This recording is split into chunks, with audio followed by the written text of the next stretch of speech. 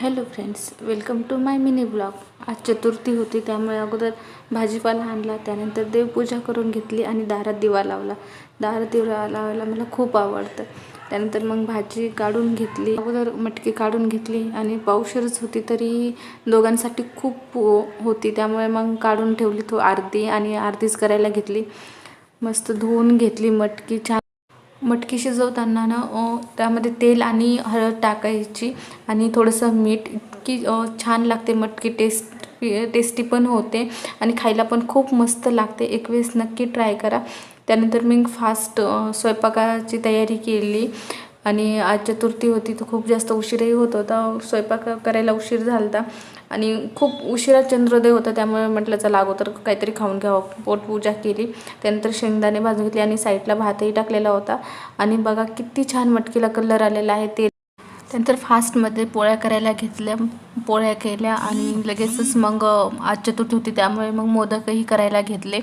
आणि मला असेच मोदक आवडतात, मस्त साखरमध्ये भरून तव्यावर फ्राय केलेले ऑइल टाकून.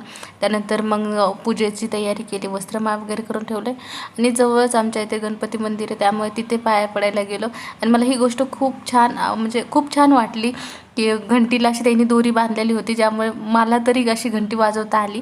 आणि तिथे पूजा मांडलेली होती, पूजा होती आय थिंक काहीतरी.